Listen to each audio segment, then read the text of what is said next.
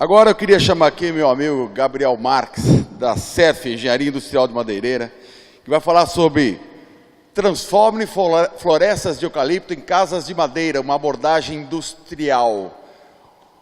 Esse aqui é meu grande amigo, já é meu palestrante do Congresso Florestas Online, está com a gente aqui no Mato Grosso há longo tempo, grande amigo, e a palestra dele é top. Gabriel, o microfone é seu, o controle é seu. Boa palestra. Obrigado, Paulo. Obrigado pelo convite de poder estar com vocês aqui mais uma vez no Mato Grosso do Sul, falando sobre madeira, encontrando colegas e oportunidades e pessoas que se interessem por isso. E para todo o canal aí do Mais Floresta, através do Paulo e de toda a sua equipe, que pode difundir isso para o Brasil e para o mundo. Também um agradecimento especial à empresa na qual essa semana eu estou a trabalho aqui, o Grupo Granol, e eu vou fazer uma propaganda à parte, que como o Paulo já comentou, eles são a maior serraria hoje do Mato Grosso do Sul, o maior investimento em serraria, industrialização de eucalipto no Mato Grosso do Sul hoje é essa empresa, ela fica bem aqui perto da gente, tem um projeto bem interessante e vai ser muito bom conhecer ela ao longo do tempo através desse material que o Paulo vai apresentar na sequência nos próximos dias aí. Bom, eu queria falar um pouquinho sobre o meu histórico nessa área, para vocês entenderem que eu vou provocar vocês um pouco em relação a esse tema, né? E provocar esse tema, como o nobre colega aqui, o Guilherme da Estamata, acaba de nos colocar, existem muitas oportunidades, mas infelizmente ao longo desse tempo de uso de madeira no país, a gente cometeu muitos erros. Então esses erros nos levaram ao descrédito, e o descrédito nos levou a não ter negócios relacionados com essa madeira. É muito bom encontrar profissionais e pessoas que falam da mesma língua aqui que a gente, a nível técnico e de postura profissional de madeira ao longo do tempo. Isso é importante para fortalecer essa cadeia, para a gente poder, daqui para frente, falar mais sobre esse assunto, qualificar a nossa matéria-prima e dar valor para essas florestas existentes que a gente tem pelo Brasil inteiro e especificamente aqui no Mato Grosso do Sul, a partir de agora, né? Deixa eu ver como é que... Pode passar para mim. Então tá, eu vou falar um pouquinho a minha empresa, que é a CERF, ela foi fundada em 2007 em Curitiba, e o trabalho, eu sou engenheiro industrial madeireiro, então eu já venho de uma geração, além de ser técnico florestal, ou seja, passei pela geração de plantio e depois fui para a área de industrialização de madeira.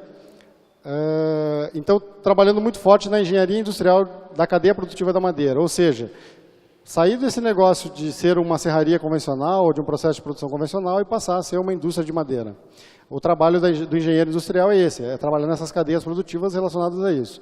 E a nossa empresa trabalha já há bastante tempo com projetos de assessoria, consultoria, na área de desenvolvimento de máquinas e equipamentos para essa área e também na comercialização de alguns produtos aí, a gente ao longo do tempo fez várias coisas no país. Bom, pode passar para mim. Eu coloquei essa imagem aqui, essa imagem é de uma região aqui do Mato Grosso do Sul e eu queria dizer com toda certeza que o horizonte já mudou. Há um tempo atrás, com o Paulo, nessa região, o pessoal falava, olha, o horizonte da nossa região está mudando. Os campos se transformaram em floresta. E realmente, o horizonte mudou. Hoje, a gente tem muita floresta na região. E, como o Paulo acabou de falar, isso aqui é um dado da Reflore, né? Falando de qual foi a evolução desse negócio em alguns anos, em poucos anos, né?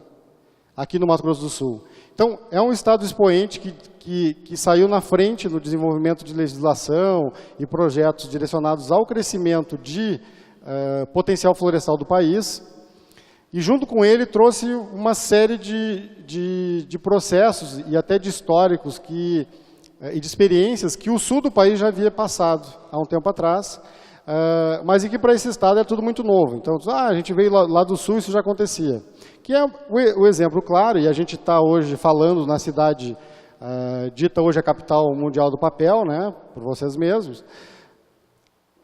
que foi o histórico das empresas âncoras relacionadas a papel e celulose. Então a gente conhece esse histórico já no sul há muitos anos, e sabe que onde existem papeleiras ou empresas âncoras desse segmento, a floresta desenvolve muito rápido, o fomento florestal é desenvolvido, a área cresce rapidamente e as empresas criam seu próprio formato de consumo, e às vezes próprio, às vezes fomentado. Mas ao longo do tempo, essas florestas vão gerando oferta diferenciada, além da papeleira. Então, a cadeia de produção, ou seja, os clusters produtivos começam a aumentar nas regiões onde tem papeleira. E aí, a gente tem vários exemplos do sul e sudeste, aí, onde a cadeia produtiva de madeira sólida está ligada sempre a uma floresta, ou muito próxima de uma floresta de papeleira. Ou seja, o principal fomentador dessa cadeia é a indústria papeleira. Bom, qual é a parte boa disso? Rapidamente a gente tem floresta disponível para industrializar. Qual é a parte ruim? Se a papeleira não quiser mais vender, a gente não tem mais história. Então, isso é muito comum no Brasil e acontece todos os dias. Eu vou dar 2 exemplos que estão acontecendo nesse exato momento no país. Um deles é na região onde eu resido atualmente, no Rio Grande do Sul, que é uma empresa chamada CMPC, uma companhia chilena. Eles compraram todas as florestas que tinham na região, que são papeleiras, e o que eles fizeram lá?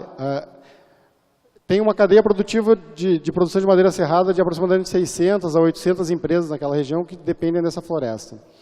No final do ano passado, eles determinaram uma portaria dizendo que, a partir de 2019, eles não ofertam mais tora para o mercado do consumidor de toras de madeira serrada. Por que eu estou falando isso? É porque existem outras florestas disponíveis na região para suprir essa demanda que tinha regional de toras de madeira. Até existe alguma coisa, mas não no volume que eles forneciam. Na faixa de 40 mil toneladas por mês, 40 mil metros cúbicos de tora por mês. Um grande volume. Então, o que aconteceu? A papeleira decidiu seguir um caminho diferente. Eles não querem mais fornecer tora, que era um projeto antigo.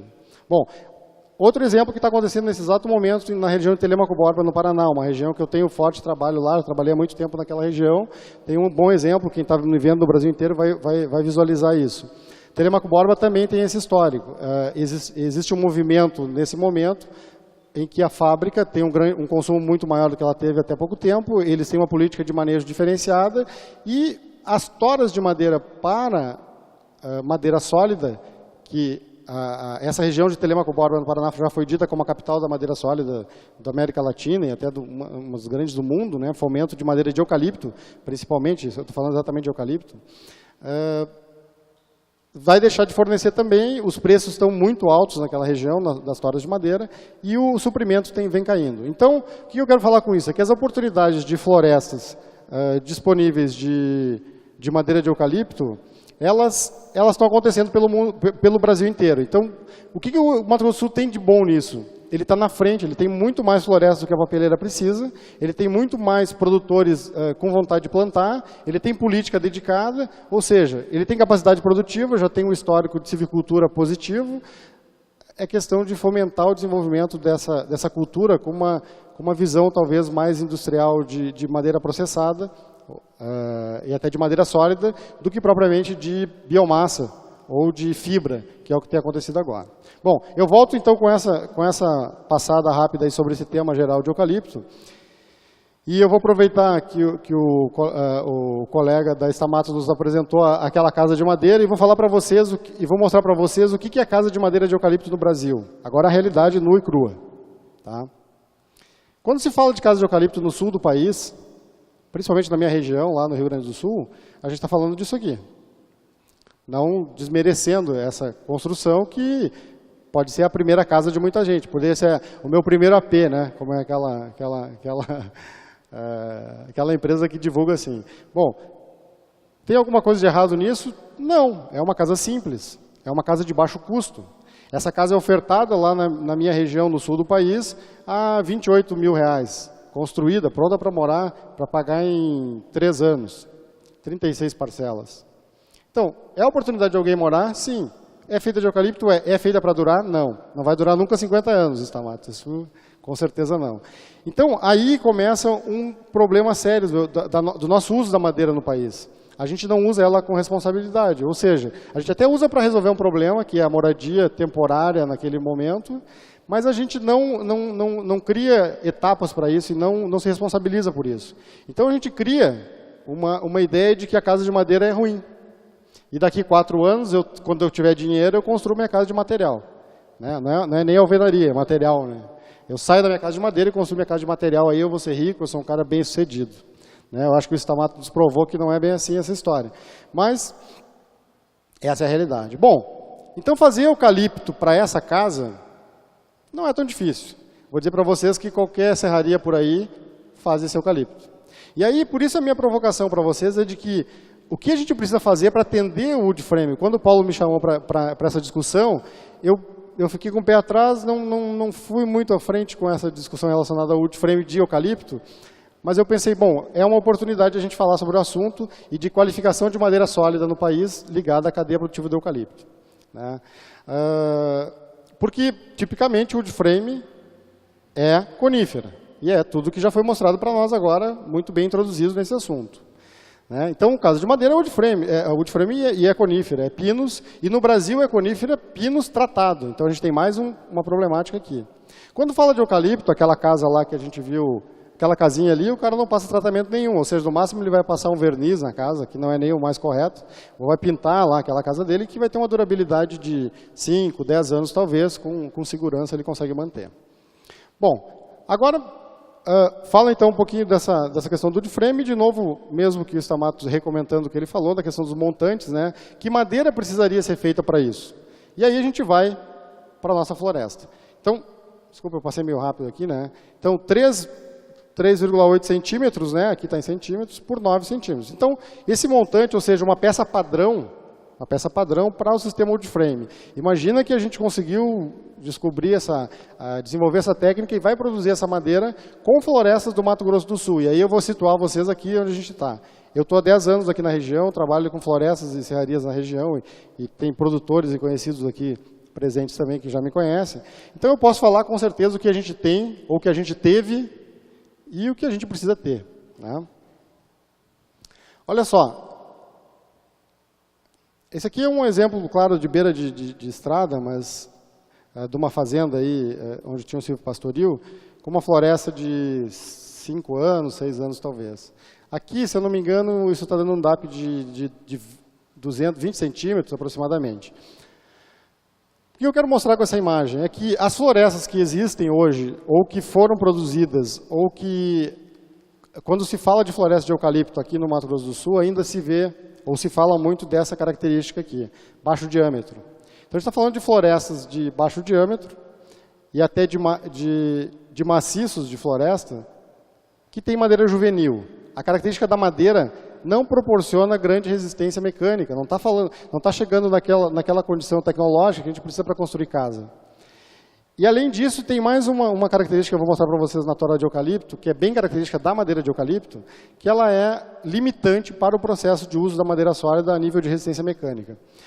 Então, quando a gente fala de eucalipto, a gente olha só, é ótimo plantar eucalipto, é uma maravilha, em 7 anos eu tenho essa floresta, então eu estou rico, eu vou fazer casa de madeira e está tudo certo para mim.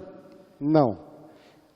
Se a gente cortar esse ciclo nesse ponto de 7 anos, e a partir daí, pensar num ciclo de maior prazo, um ciclo mais longo, a gente tem que mudar essa conversa. Até aqui a gente tem o processo fibra de madeira para fazer MDF, ou o processo de fibra para processo de papel mesmo, ou de biomassa para energia, ou de biomassa para outros fins. Até aqui, tudo certo. A gente tem um crescimento muito bom, um crescimento vegetativo aqui, um incremento anual excelente do Mato Grosso do Sul. Só que isso é e não é bom também para a característica de resistência mecânica da madeira, que a gente tem falado ao longo do tempo. Bom, primeiro, então, diâmetro baixo, madeira juvenil. Isso é o que mais você tem aqui. Daquele 1 milhão de hectares que a gente está vendo lá naquele gráfico, posso dizer para vocês que 98%, talvez 95%, seja isso. Ou seja, a pergunta, a gente tem madeira para fazer estrutura de casa de madeira? Acho que ainda não. A gente pode ter. Alguns maciços por aí, existem alguns exemplos bem legais aí a serem seguidos. Mas, de modo geral, o que a gente tem para fazer madeira serrada no Mato Grosso do Sul hoje, de modo geral, exceto alguns casos específicos aí, inclusive tem produtores aqui, a gente tem essa classe diamétrica aqui. A gente está falando de 15 a 24 centímetros de diâmetro, que é uso industrial serraria, gente. Eu quero deixar bem claro isso. Abaixo disso aqui eu uso para biomassa, ou seja, eu posso usar para fibra, eu faço papel, eu faço MDF, eu faço qualquer coisa também. Eu sempre gosto de falar que a árvore é que nem o boi, né? Já que o pessoal entende bastante de boi aqui na região. Do boi eu tiro a picanha, eu tiro a costela, eu tiro o pescoço. Da árvore eu tiro a mesma coisa, eu tenho tudo isso lá dentro. Então, quando eu fraciono essa árvore em sortimentos, eu posso fazer dela várias coisas. E quanto mais antiga ela for, mais coisas eu posso fazer. E aumenta essa garantia. Né? Mais diâmetro ela tiver, mais qualidade de madeira, mais coisas eu consigo fazer com ela. E eu vou deixar de fazer papel e celulose? Não. Eu vou deixar de fazer lenha? Não. Eu vou deixar de fazer biomassa? Não. Eu vou continuar fazendo tudo isso. Mas, além disso, eu vou fazer tora, vou fazer tábua, vou fazer compensado, várias outras coisas. Aqui vocês veem também uma característica de algumas variedades e da questão climática aqui do Mato Grosso do Sul para a tecnologia de madeira. Vocês estão vendo essas rachaduras aqui de topo? Ó. Isso é muito comum na tora, principalmente urofila, aqui nesses híbridos de urofila aqui. Ah, não, mas não é para a gente se apavorar com isso. Isso é natural, o eucalipto tem essa característica também. Mas o Mato Grosso do Sul, ou essa região mais seca aqui, mais central, ela propicia um colapso rápido da madeira, ou seja, ela seca muito rápido e ela deforma. E aí começam os erros dos usos da madeira de eucalipto. Se eu não souber industrializar ela de forma correta, eu vou gerar esse tipo de defeito. Eu vou começar a entortar a madeira, desbitolar a madeira e eu nunca vou atender qualidade para processo nenhum. Então, a gente precisa ter um processo bem rígido de qualificação dela. E aí, o diâmetro ele é fator importante, porque se a gente observar essa madeira, ela é bem diferenciada a nível de qualidade tecnológica. A gente tem aqui, no centro da madeira, depois eu vou explicar melhor para vocês a medula, a gente tem aqui a madeira mais cernificada, que é a madeira de eucalipto própria, já mais um lenho mais adulto. Tá?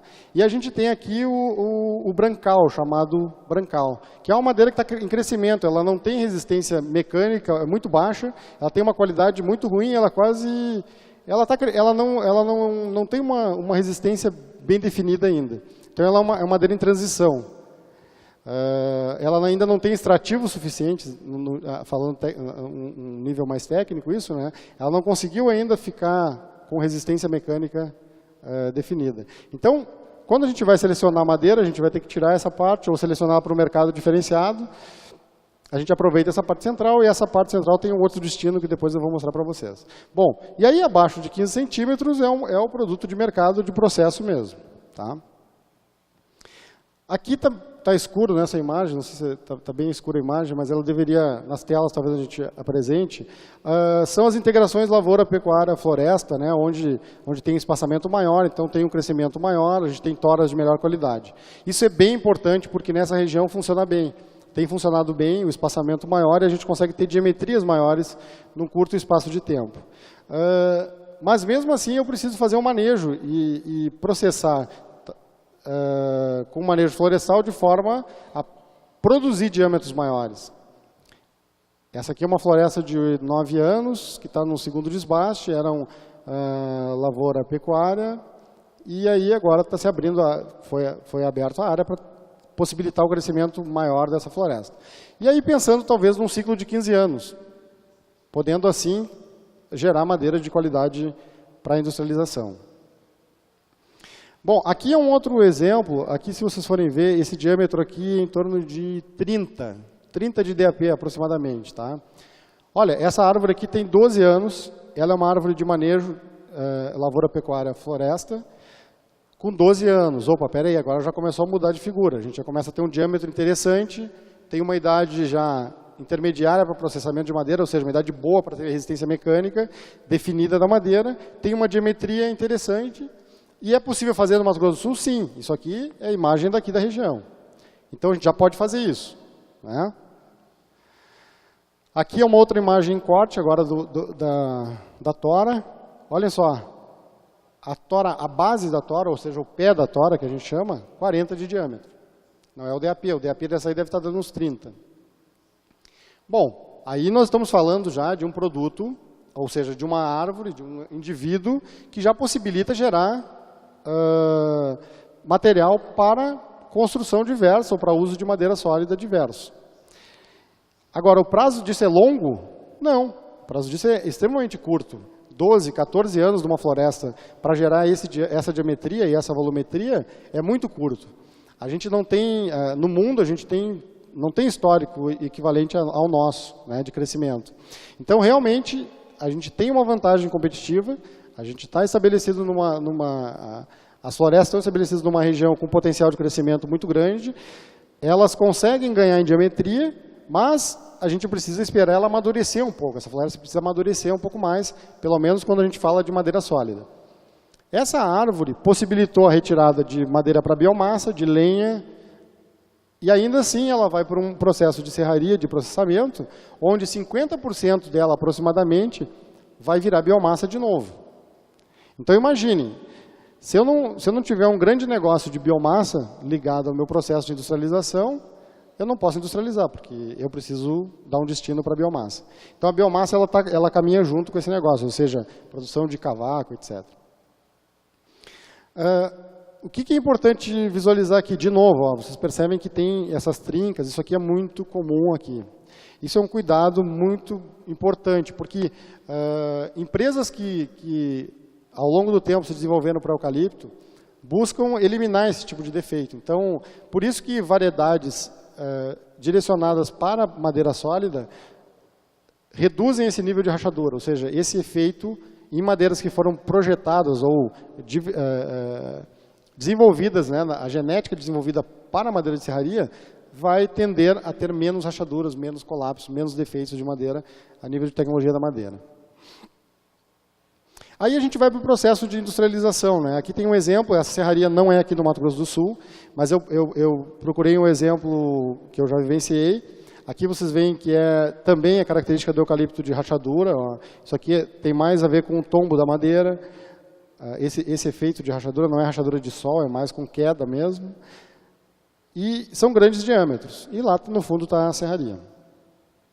E aí, eu acho que a imagem mais importante para a gente poder esclarecer como transformar floresta em madeira, eu até corrigindo em casas, eu diria em madeira para casas agora, eu acho que a gente precisa olhar isso aqui, ó.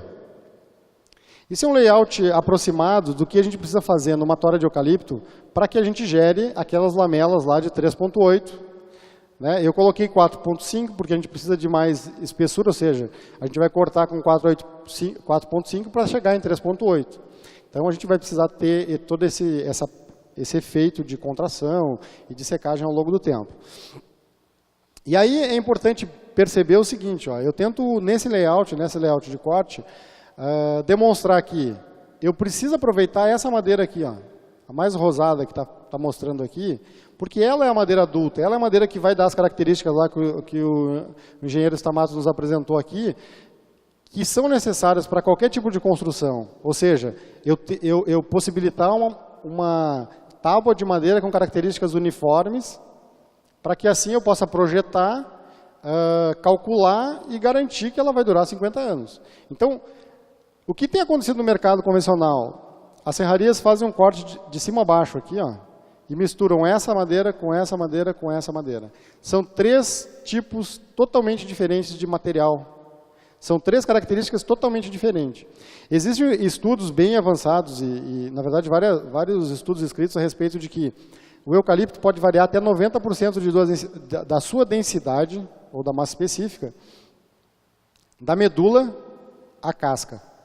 Então, imagina eu cortar uma seção dessa madeira nessa região e ela pesar na base seca 300 kg por metro cúbico. E aí, quando eu me aproximo dessa região aqui, ela pesar 800 kg por metro cúbico. Isso acontece no eucalipto. Pode acontecer em algumas variedades. Então, e depois lá na parte externa ainda, você continua sendo variável. Né? Então, é importante, e isso nas folhosas, essa característica da folhosa é exatamente isso. Um outro dado importante, essa região central, que muitas pessoas chamam de cerne, né? No eucalipto a gente chama de medula. Ela é uma área extremamente frágil da constituição da madeira.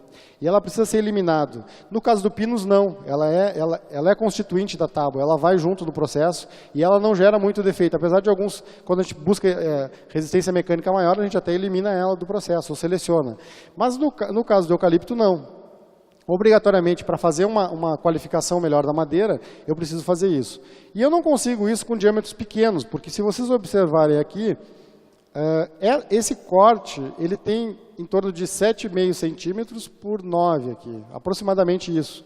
Então, imagina que numa seção de 9 por 9 centímetros ali do centro da tora, eu tenho que retirar, para poder atingir, de novo, vamos diferenciar as coisas, né? Essa madeira de alta qualidade para a estrutura mecânica, ou para vigamentos, ou para estruturas de telhado. Quando eu busco, para a gente ter o mínimo de defeito possível, eu preciso trabalhar nessa condição aqui.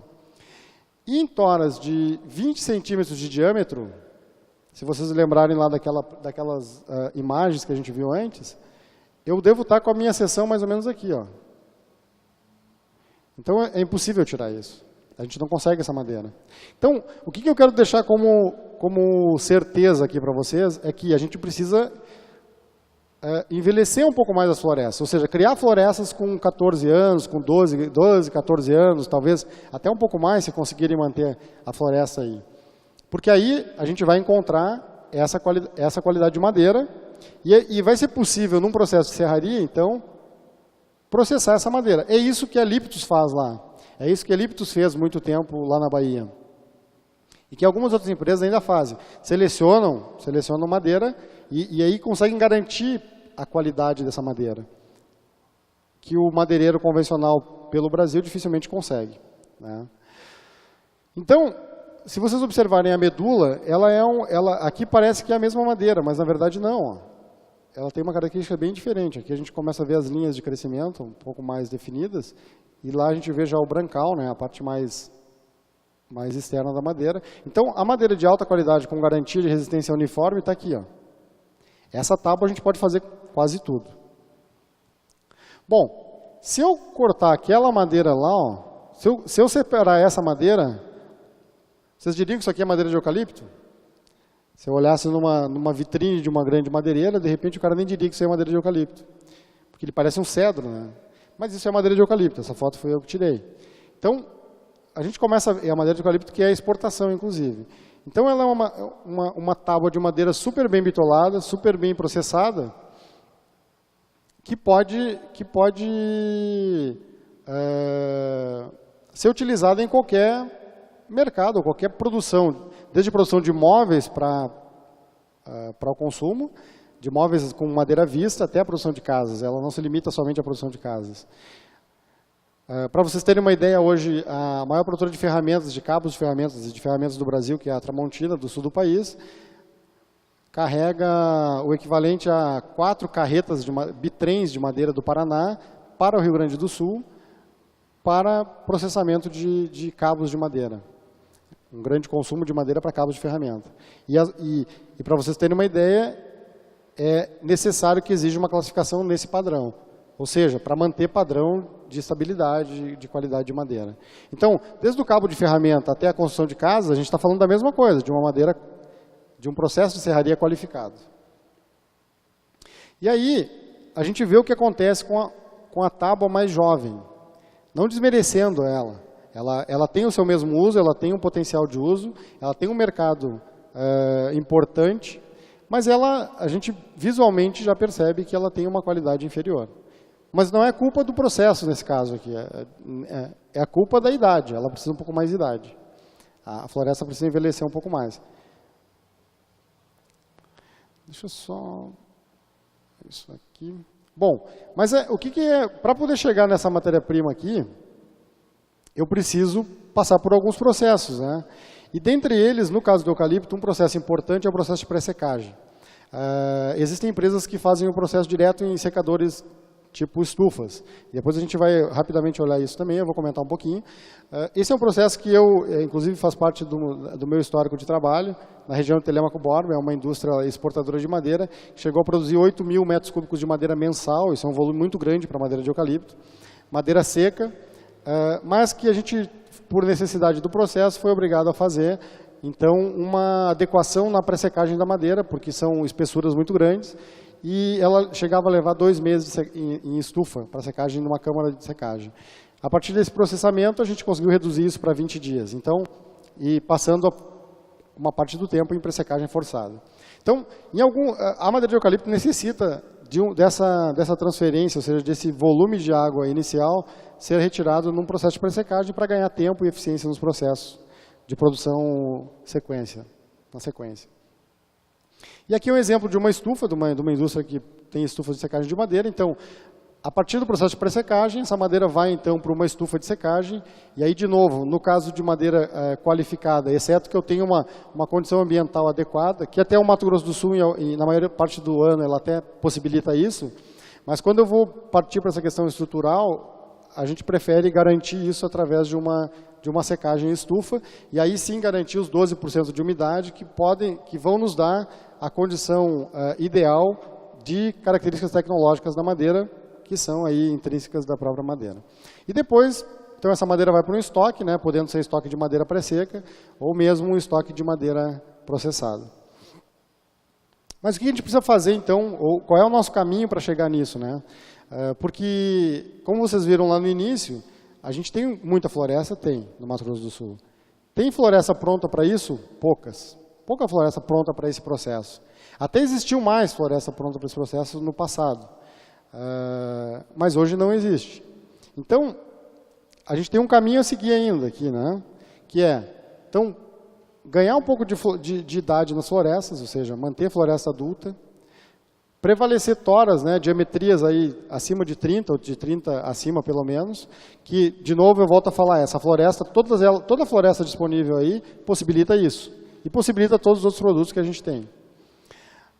Possibilitar um processo de serraria adequado, ou seja, como é o caso dessa empresa que existe aqui próximo, que investiu em tecnologia, tem todo um desenvolvimento, que é a empresa do Grupo Granol, aqui próximo a vocês, que tem todo um maquinário com melhor corte, eficiência de corte, que consegue manter padrão de estabilidade, de madeira e tudo mais, para poder possibilitar uma qualificação da madeira. E, ao mesmo tempo, a questão da pré-secagem, em alguns casos, quando a espessura é muito grande, é bem importante ter isso, ou forçado ao ar livre, e depois a secagem. Quando isso aqui tudo, essa cadeia estiver formada, a gente pode convidar o Stamato aí já, né, para poder nos ajudar a fazer as casas de wood frame de eucalipto. Eu acho que junto com, aqui nessa sequência já entra os projetos de wood frame e toda a sequência de produção. Né? O mesmo professor Martim, que vem da Argentina com todo esse histórico já bem evoluído, né, que fala, provavelmente ele vai comentar algumas coisas nessa mesma sequência aqui.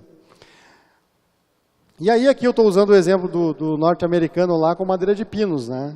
Isso aqui são, se vocês virem como foi nos mostrado ali, aqui a gente tem madeira de pinos, aqui não dá para ver, mas tem um carimbo aqui com código de barra de cada uma delas, ou seja, essa madeira vem classificada de uma indústria que diz para ele o seguinte, olha só, tem uma norma, a gente está seguindo, está aqui é meu carimbo, qualquer defeito que der na construção, eu também sou corresponsável.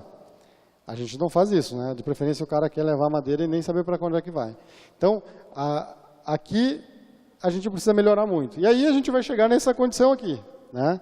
A gente vai chegar nessa condição e aí vai poder construir a casa.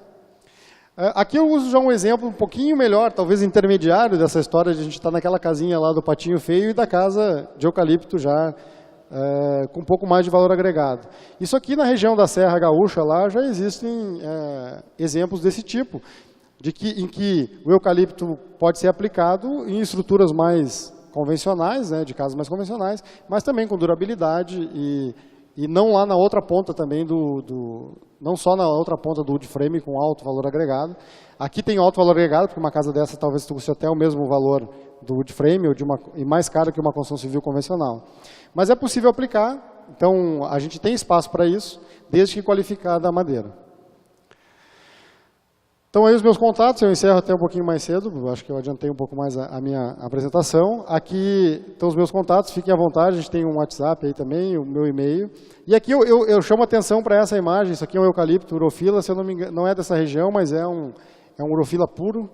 Para vocês entenderem, talvez acho que eu vou fazer o link do que a primeira palestra apresentou e a que nós estamos falando. O cupim gosta de madeira, né? E o cupim, nesse caso, pegou uma tora. A tora foi derrubada e ela está desse jeito. E se vocês fizerem um contraponto com a minha apresentação, vocês vão localizar essa área da madeira, ou seja, a medula. Então, quando a gente fala do eucalipto, a gente está falando que aqui a gente tem uma madeira de alta durabilidade. Essa tora está seca e muito tempo nesse lugar que foi tirada essa imagem. Mas essa região é uma região frágil. Então, a gente precisa construir madeira de alta densidade, não, de idade maior, para ganhar essa vantagem competitiva, que é ter uma resistência natural da madeira. E aí a gente vai ganhar novos mercados. Obrigado pela paciência de vocês aí. Fico à disposição.